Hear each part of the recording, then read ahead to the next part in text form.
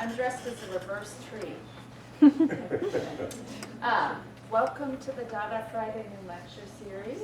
It's my great pleasure to introduce you to Pattie Chalmers, who just did a really interesting and engaging workshop demonstration in ceramics. She received her BFA in printmaking from the University of Manitoba in Canada and her MFA in ceramics from the University of Minnesota. She's a prolific maker and exhibits her work internationally and nationally quite regularly. Most recently, a solo show was called Hinterland at Silverwood Park in Minneapolis, and she has an upcoming solo show in January at Bethel College in St. Paul, Minnesota. She's a professor at Southern Illinois University in Carbondale, where she's also head of graduate studies and runs the ceramic program. And I have been a long admirer of her work for like over a decade. She has many bodies of work which span, I'm excited for you all to see her body of work, many bodies of work. And I wanted to mention that this lecture and workshop are made possible with funding from the Regional Arts Commission Program Support Grant. So please join me in welcoming Pattie. Thank you, Dr. Aaron, and thank you, Lindsay, for having me. It's a real honor to be here. I'm going to give my lecture. I'm going to talk about my work. And first of all, I'm from Winnipeg, Manitoba, the center of everything. I think about my lecture as explaining myself to myself a lot because my work is so varied, and I'm always trying to understand my own process and my own sense of what my work is, because my work can look like this, oops, sorry, wrong way, or like this, and even like this, and more about this later. So here are two truths. My work and I are in a constant state of becoming, and I have an unwavering interest in the interconnectedness of things. So the thing of it is that things change. And I make work that is about the idea that things change, that there's relationships that happen and that those are tenuous and that things can always change. It's also about relationships between things. So I used to think of myself as a figurative artist. I think of myself more as an artist who implies narrative through what I make. And usually I have some kind of story. People say, well, what story is that? And I would tell them what story it was. And now I think I really just provide the boat, and you can take it to any story you want. These are individual figures that are probably between, well, the tallest is like probably 3 feet tall. Maybe a bit taller, like 3.5. This is 16 feet wide. Sorry, that's the same one again, I don't know why. And then smaller figures. And what I learned as I was making all these figures with objects to support the narratives that I was implying was that I became more interested in the objects in the frame than I did in the figures, and how those carried the story. So the thing of it, or objectification, none of this is linear. I'm making this work in all these different times, like mixed. I haven't made a lot of figurative work recently, but there's a mixture of time frames here. This is my work that I was making that is tied to the idea of still life, but also objects telling a story. This is my idea of the tools I need to survive in the world, which is you need to be able to speak out, be able to fight for what you believe in, and that will save you. Fruits for longing, these are objects from my past that remind me of things. And this is when I was first thinking about the notion of a stand-in for a person, stand-in for a story, stand-in for a person. And so celery with cheese and a life jacket and a little Dutch figurine on the wall. And then these objects are the objects. Does anyone know the semiotics of the kitchen? Yes. Okay. So it's a seminal. It's Martha Rosler's seminal video, which is the objects in a kitchen, which she very aggressively is using in the kitchen. So I've taken the objects from from her video, which she names, and I've rendered them as the objects from my mother's kitchen. And so in the end, it becomes a cluster of miniaturized domestic objects, a portrait of my mother, a reflection of my past, and a love note to Martha Rosler. So a slight detour. We used to have a cottage. My parents, an island actually. My parents sold it a few years ago, before COVID, and it is this beautiful place that, to me, is my heart. And a dangerous moment is a phrase from a Walter Benjamin quote, which is, "To articulate the past historically does not mean to recognize it the way it really was. It means to seize hold of a memory as it flashes up in a moment of danger." And I just always loved that quote, and the idea that your memory is a moment of danger where you just grab it. It's not something that exists in a solid form. You have to actually aggressively grab it. What's great about the lake for me is that as I grew up, I would go there every summer, and it was an idyllic place to spend summers. And then as an adult, as my family dispersed and we moved to different places, it was the place that we all got together. That's my brother-in-law, who is a dirtbag, so he no longer has a face. He used to have a face, but as of late, no face. The thing about my parents sold the place, and when I found out that they were selling it, I spent the last summer there trying to engrain this tree on my head. This is a white pine. White pines grow very slowly. It always looked like this. It never changed in the entire time, or at least in a way that I could tell. It never changed the entire time I was going there, the 50 years that I went to that cottage. And I went into the boathouse and I sniffed as hard as I could to try and get that smell that I know of as boathouse, of old tarps and petrol and fish guts. I tried to get that all in my nose so I could keep that smell forever, because I loved that smell, knowing that place and knowing that smell. And I tried to forget the smell of this place. When we were clearing out the cottage, we were allowed to choose some things that we wanted to keep as items that we wanted to remember the cottage with. So the little Dutch girl plaster figurine that my sister painted, the plastic boat I pulled around behind me in the lake that never sat upright, and the CPR diner dishes. So the idea of objects is really, to me, they hold your memory, and as amnesiacs, as we all are, we need these little triggers at times to remind us of something. So from my grandmother's windowsill to my windowsill. And my grandfather, pictured here, Vern, is my mentor as a person. He was always someone who had the right energy for me. And I love him dearly, and he's very missed.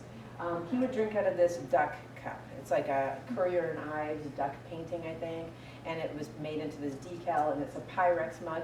And when the cottage was being picked clean, I wanted, when we were picking items, I wanted that cup. I wanted it. And I looked for it, it was not there. But years earlier, I had found this cup, that one in that picture, at a thrift store in Lincoln, Nebraska. And I bought it. And now that cup is my grandpa's cup. And it's funny how memory transfers to things. It doesn't have to be the thing. It just has to stand in for the thing.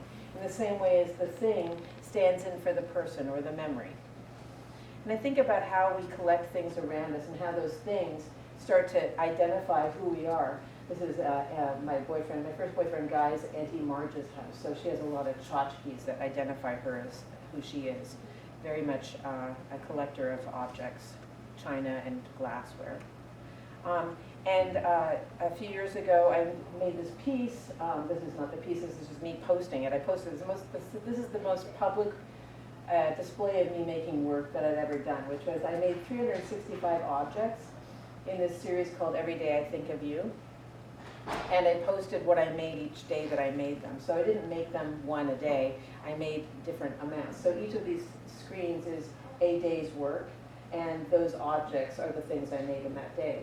And what I found was I was making connections with people outside of my own experience with this work far more than I had when I just displayed something. Because people were saying, oh, I remember this, or that reminds me of my family member. This is the work installed. And it changes depending on where it's installed, what the orientation of the work is.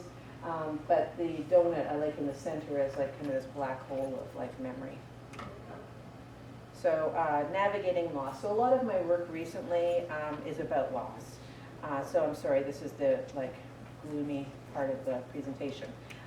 So in my 20s, my boyfriend Guy was diagnosed with leukemia and passed away, and I never made any work about him or about that relationship until I was probably, again, in my 50s. I think because it always seemed like it was going to be so superficial. This was a way for me to actually talk about that relationship, was to make objects from our relationship that were from that time to talk about the relationship with him. So this is what the work became, which is called What Remains, and it's objects that hang on the wall, but they actually hang away from the wall, and the back side of the pieces are all spray painted with pink spray paint, so you might be able to see a little bit of the halo that is created by the pink on the back. When he was in the hospital, one of the nurses said that pink was the color of unconditional love, and I just thought that was really nice. So it has this kind of halo, but then the piece itself becomes this halo. When I was, and so the space where I'm standing there is 5'10", which is his height, and it's the absence of him with this thing around it. When I went on a hike at the lake with my dad and my sister, and what we found was there was this skeleton of a deer, and it hadn't been torn apart. It was just like the skeleton lying there, and there was nothing left except for the bones and this halo of hair around the outside of it. It was really beautiful, and we got kind of stuck a little bit on this hike, and I thought that's going to be us, but halo of hair and bones. But I think of this as like this kind of halo of what's left when you are no longer present. This is, I'm sorry, it's really hard to see, it's so bright. But this piece is all porcelain objects, and maybe it makes sense that it's being dissolved into the wall because I think of it that way.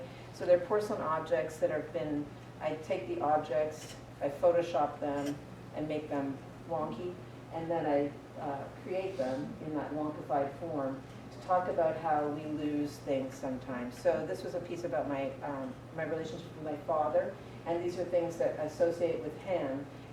And I was thinking about how he was losing a lot of things as he was going through Lewy body dementia, and things that sort of fall away as you age, but as you lose what you can remember. So you can see there's these objects, like things he lost earlier and things he lost later in his life. So now a short story about pottery. So when I was in grade 3, I was in a play where I had to play an indigenous princess, and I was told to bring something that would be props for the play, and I think they were expecting something like this piece of actual indigenous pottery, and what my mom said was this Melmac pitcher, because that's what the kind of pottery that we had, which was not pottery at all. And what I grew up with in ceramics was these red rose tea figurines. They would come in the tea, Toby jugs, and Hummel figurines. So when I got to ceramics, this was what I knew of ceramics. So it took me a while to sort of figure out what I was doing in ceramics, and I saw everyone making pots, and it was interesting to me, but I had to figure that out, and I had to figure out what it meant to make pots. I also was a printmaker and really liked imagery. So my professor would always talk about the reserve. Did you ever learn that, the reserve? So the reserve, he said, I mean, he's such a liar. He would say, this is the thing, and then it became the thing. So now all my students call it the reserve now, because I tell them that now. So it's like this, so maybe you can call it the reserve. So on a big vase where there's a space that has an image, that's reserved for the image, right? So it's the reserve. And then there's a frame around it. So I think about like this painting where the frame is bigger than the painting. And then this Currier and Ives winter scene with these grapes around the outside. And so I started making these porcelain plates, which were images from my family, and then birds around the outside. So, and the birds I showed today during the class, these are sort of some of those precursors to those birds. And I was like, this is my grandfather and Duff Roblin, who was the premier of Manitoba. And they're like having this deal. I think of them as like, they're making the deal, and there's the big fellow in the back. And then these are some of the great aunts of my family. So with these guinea fowls, because they kind of seem like guinea fowls, these women. So this is my more current work. This is terracotta work with sgraffitos. And so I am taking images from my family still. And I was talking today about things that sell and things that don't. People don't like winter. People don't like pictures with 3 people in them. They like pictures with 2 people. It's a weird thing, right? Like, so I have to cut someone out if I need to make, you know, I've got 2 sisters, so like the 3 sisters is not really all that popular. But these 2 women, people love these women. Oh my gosh, they're laughing and loving those women. So they say in ceramics often form follows function. And I think about that a lot. And it's like, because I'm making these things that are really just graphic images on forms. But I think of I think the work does improve when it's being used. There's something about this notion of how things change when something is added. And I like that there's something added. And I love that I can make a ghost muffin float above this table, this seance. So play, or the wiggle room, and the discomfortable, and the fugue of the fitting room. So you know when you're in the fitting room and you're going like, does this fit? I'm not sure if this fits. Does this look good on me? I'm not sure. That's how I feel a lot about the studio. Is this really fitting me? Is this for me? I'm not sure. And I think as students it's especially common to feel that way. Like, is this for me, or is this something else? Am I just, I get a lot of students who tell me about their imposter syndrome, right? And so I also am making things all the time, and again, I'm sorry, it's so dark, but I make things all the time that I feel I'm not sure of how they fit, and they don't always fit in, but they're something that I needed to express, and it helps me understand more about the next thing that I need to make, that I need to express an idea. So this is, I was thinking a lot about grief again, because that's where I am at this time in my life. But also, there's a song by Arcade Fire, When There's Nothing Left to Burn, you gotta set yourself in fire. No? Anyone? Anyway, so this is a candelabra, it's a self-portrait. I was also thinking a little bit about like how, like the, what's his name, Botticelli's Venus with the hair whipping across, and I just thought it was like kind of an interesting idea. Not that I'm thinking I'm Venus by any means. Okay, so, and then this piece, same sort of idea again. Sorry it's so dark, but it is a dark. It's, so, a darkness shining in the brightness with brightness could not comprehend, which is a quote from from Ulysses by James Joyce. And you can't, maybe you can see it. So, yeah. So this is that up there, is it shadow of the candle? That's actually not shadow. That's the blackest black paint. And unfortunately, I can't make it brighter up there so you can see. But it's black, everything's black, but then there's a blacker black. And so the shadow is painted on, which is this idea for me of something that's ephemeral, but then being solid is really appealing to me. And for me, like, I don't know, like I made a potato at the bottom with the, what I call potato cathedrals. They look a little bit like Gaudi's cathedral. Spires, like it's a potato with spires. It's just a cut potato with like the, it looks like it has the roots coming out of it. It feels to me like a Gaudi cathedral. So, and then this glove, I'm thinking about still life, so this glove drips over the side and stretches. Like in a still life, you get like a rabbit or something hanging there. So it's about life and death and what, like, things that happen, but also just objects. Conspiring sisters with the inevitable asteroid, so there's this asteroid over top. And again, like, and there's these ashes on the ground, which are actually just flocking. But I think, like, I don't know what this is. Like, I really don't know what this is. But it seemed really poignant to me at the time. And I feel like it still has teeth that can, but I gotta figure out, I've got legs. I just have to figure out what it is exactly. But I needed to get it out so I could understand it. And same with these things. So, and this is after my dad passed away. I was thinking a lot about like how he showed love or didn't show love. And I think he showed love by giving information. Like he would share with us the things he knew, and that's his way of loving us. Because he didn't overtly, he wasn't really lovey-dovey, he was very like proper.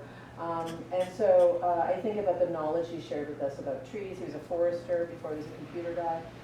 And so we walked through the woods a lot, we saw things in nature, and he shared that with us, so that's what this is about. Destroying angels are these mushrooms that if you eat them, you will die within like a week, and there's nothing they can do. But you won't die right away, and you're gonna know you're gonna die. And there's nothing they can do, but you're gonna die, and it's gonna be painful. And I just think about that idea, like to me it's like, wow, that's incredible. The idea of like knowing there's only this much time left. And that's a really weird sort of sensibility, because we always think of ourselves as like, oh, I'm just going to keep on going. Especially when you're young. You don't think at all about the end because you've got so much ahead of you. But now that I'm old, I think about the end a lot more, especially now that I'm losing parents and aunts and family members. And then flaming vase with moths. I still work figuratively, but usually it's like strangely large and dissected. So we're seeing some hands today in the studio, which were lovely. These are my versions of hands.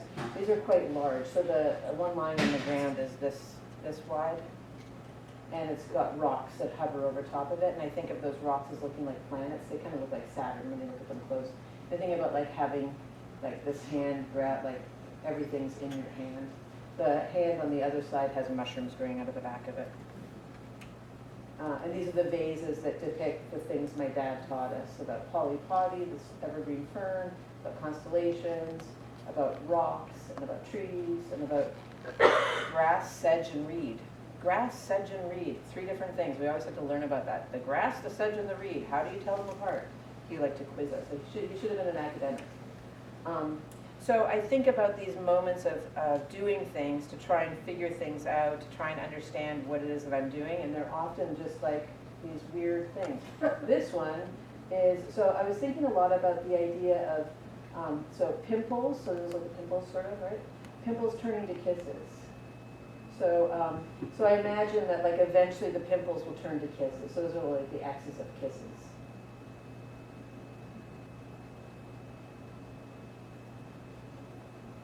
And I don't know what it is. It's just a thing I had to make. I had to get it out. I have things in my head, and I have to do them so I know what they look like. And maybe they look terrible, but maybe they're kind of interesting. I don't know. I think it's interesting. And then, oops, sorry. And then a trophy, a selection of trophies for surviving winter. And then this is based on a historic vase that I reproduced for an exhibition. And it was actually during the whole like cat march, the women marching, and at the beginning of the first Trump rally. So I was thinking about like how people are always telling women to like, why are you being so aggressive? Why are you yelling? And I was like, I'm only yelling because I need you to hear me, because you're not listening to me. Okay, I'm gonna just quickly go like that because it's the same thing again. So I'm almost done. So don't get too antsy in your seat yet. So play is work, museum play. So I have this other project I work on which is entirely different. So here's the museum work. There I am doing my research and doing some digging in the ground and finding artifacts. And here's a little video. So this is 1 minute, so don't worry. It's not going to go on too long. Pattie Chalmers has studied river life since the first half of the last century. Her field guide, Anomalies of the Red River, was well received by potamologists of the upper Midwest. In 1934, when she was researching rumors of a mythological creature in southeast Missouri, she discovered the skull of a mudmaid on the north side of the Kentucky bend of the Mississippi River near Madrid. The finding of the skull initiated her lifelong search for knowledge into the still murky history of the Mississippi mudmaids. The skull is the most treasured artifact of what became the Mudmaid Museum, a collection of mudmaid-related artifacts, including written accounts of encounters, carvings, pottery, sporting souvenirs, and much more. The Mudmaid Museum reveals an alternative history, a museum filled with artifacts from when mudmaids were encountered in the American waterways and the lore that followed. Join us as we go in search of Mississippi mudmaids. Okay. So that's the first minute of a 13-minute long video that you can watch on YouTube if you're interested. Professor Pattie Chalmers has studied. So the first version of the Mudmaid Museum was on this this floating museum. You can see on the Mississippi in Minneapolis. This is the inside of the museum. But the inspiration for this was a slow burn. in probably like 1999 or something like that. Yeah, in the visit in the 90s. In the 90s, I visited this museum in Banff in Alberta, and it's really it's a museum to natural history museums. It isn't what like it's like frozen in time what natural history museums used to be like. And that inspired me. It made me think a lot about that. And I thought about that for years before I finally, in 2009, made my first mud-made museum. The thing about the museum that I showed you the inside of the museum. The top picture is the one that I showed you. The bottom one is the picture that I took. I never time things properly. And so I'm always having to go back and Photoshop everything. And so you can see I actually removed a hole in the floor. I removed those wooden struts that were for the face cutout thing, the stool, the bounty paper towel, and the broom against the wall. And I even moved this boat because I'm pretty good at Photoshop. And this is the third version. The second one was in Philadelphia. I don't have any pictures of that. But this is the third version at the Sheldon here in town. And it was a great location for it because it looks like oldie-timey, and so it worked really well. And it's got all these artifacts. The one thing that I would say about the museum is that all of the things in the museum are not true. Obviously, the mythology of it I've made up. Yeah. The facts are not facts, although they dance around real facts around real history. The one thing that is real is the gift shop. Oh, and I should say also, all of the people that are associated in the history of the mud maids are my ancestors. We have a lot of photographs from my family history, and so there's a lot of ancestors there. So the only thing that's real is the gift shop. So you can buy objects that are the facts, right? Like these are real objects made from the real material. Everything in the museum, so all of the artifacts are actually made out of clay. So everything's porcelain. So it's porcelain letters, porcelain books, porcelain dresses, porcelain baseball gloves. Everything's porcelain. And then everything in the gift shop is obviously made out of the material you would imagine. So stickers and plates and t-shirts. This one has a glow-in-the-dark eye. Buttons. Spend a lot of time making buttons. Salt and pepper shakers. Coloring books. Postcards. And then there's also a Facebook page, which I'm sorry hasn't been updated recently, and a Mud-Made Museum page. There's even an imposter page, Mud-Made Museum, which is not the Mud-Made Museum. And then there's a web page, which you can go and visit. If you're interested in seeing more about this work or anything else that I'm doing, my Instagram is Lady Pattie Chalmers, and my website is pattiechalmers.com. And I teach at SIU in Carbondale. This is my dog Wiggy, who's turned 17 today. That's an older picture, so he doesn't look quite so spry anymore. And then my husband, and we live in Carbondale, and that is the end.